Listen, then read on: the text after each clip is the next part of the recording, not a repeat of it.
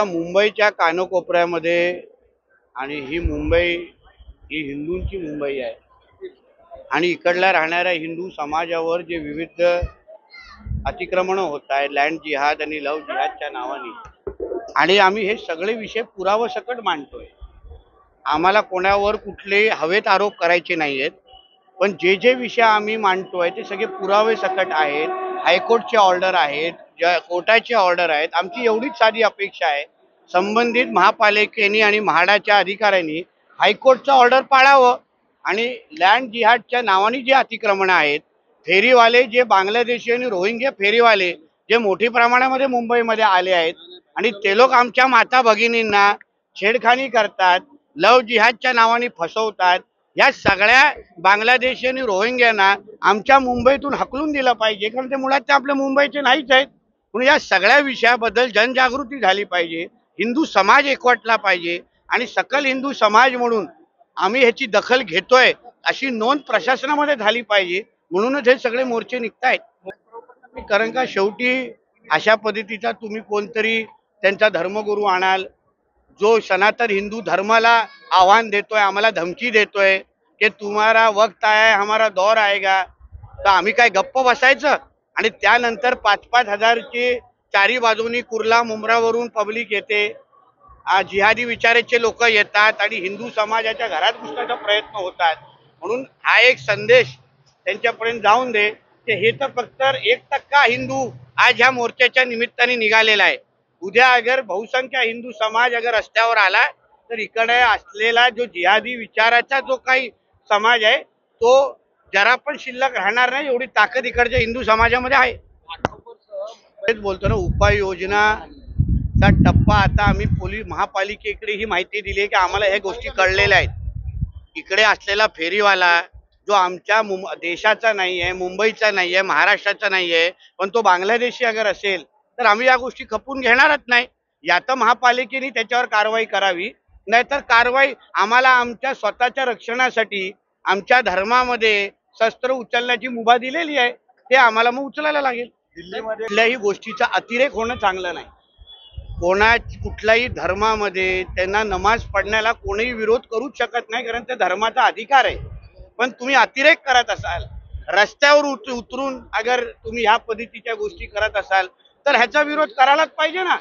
तिकडच्या पोलीस अधिकाऱ्यांनी अगर त्या बाबतीची हिंमत दाखवली तर त्याचं कौतुकच करायला पाहिजे. उद्या अगर महाआरत्या आम्ही अगर रस्त्यावर करायला सुरू करू तर आम्हाला पण अतिरेक म्हणून आमच्यावर कारवाई होते, आज पण होते, वारंवार होते.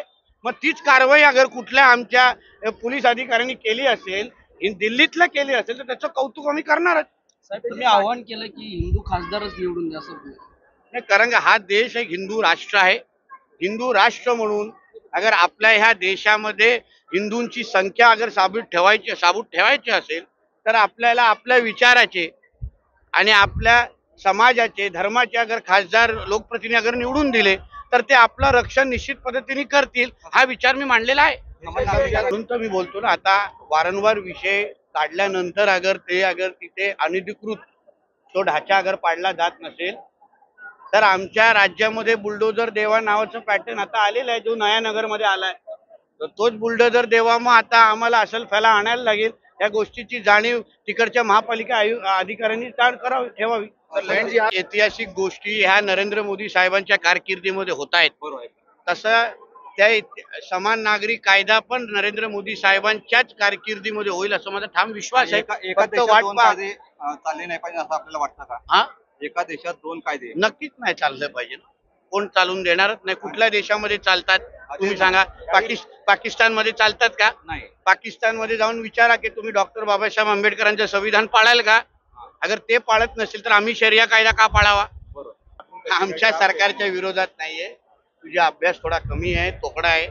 मी माझ्या हिंदू समाजाला जागृत करतोय आणि हिंदू समाजाला आज आत्मविश्वास आहे की आपल्या हक्काचं आपलं विचाराचं हिंदुत्ववादी सरकार आहे, म्हणून आम्ही आमचा आवाज उचलू शकतो. महाविकास आघाडीच्या वेळी तशी संधी नव्हती, कारण का ते जिहाद्यांना वाचवणारं सरकार होतं. हे हिंदूंना संरक्षण देणारं सरकार आहे आणि जशी आपल्या सगळ्यांची अपेक्षा आहे की आपल्याकडे एक कडक लव जिहाद धर्मांतर विरोधी कायदा आला पाहिजे. आम्हीही त्याच्यामध्ये स्पेशल मॅरेज ऍक्टचा अभ्यास करतोय. त्याच्यातल्या काही त्रुटी आहेत त्याचा अभ्यास करतोय, कारण उद्या कायदा आणल्यानंतर त्याचा अगर कोणी त्याच्यामध्ये कुठली त्रुटी राहिली आणि त्याचा अगर कोण गैरफायदा घेत बसला तर नुकसान हिंदू समाजातच होणार आहे. म्हणून थोडं तुम्ही संयम ठेवा. लवकरच ह्या बाबतीची मोठी घोषणा आपल्या राज्यामध्ये होईल. जे मामले देखे नहीं उसके प्रूफ है हमारे पास. जब भी आप नीतीश राणे के ऊपर आलोचना करते, हम पे एफआईआर की मांग करते, आप क्यों नहीं पूछते कि नीतीश राणे जो प्रूफ दे रहा है वो गलत है क्या सही है? मैं पेपर, डॉक्यूमेंट, फोटोग्राफ दिखा रहा हूँ कि इस तरीके से यहाँ पे लैंड जिहाद और इंक्रोचमेंट हुआ है. चलो नीतीश राणे को बाजू में रखिए, नीतीश राणे को अरेस्ट कर लीजिए, मगर वहां पे जो इलीगल स्ट्रक्चर लैंड जिहाद के नाम पे खड़ा है वो आप कब तोड़ेंगे? उसके ऊपर कार्रवाई होना चाहिए. हम डॉक्टर बाबा साहब अम्बेडकर के संविधान के अनुसार हम चलने वाला हमारा देश है.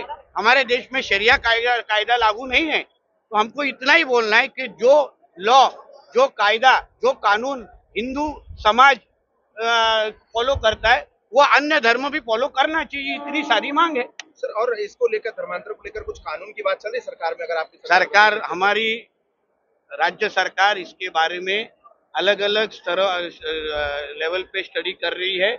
हमारे कुछ कमेटी अलग राज्यों में भी जाके आई है, गुजरात जाके आई है, उत्तर प्रदेश जाके आई है, जहां जहां ये लव जिहाद धर्मांतर विरोधी कायदा है. अभी हमारी तैयारी है, जब भी सही मौका और सही वक्त आएगा तो हमारे महाराष्ट्र में भी एक कड़क ऐसा धर्मांतर विरोधी कायदा आपको आता हुआ दिखेगा.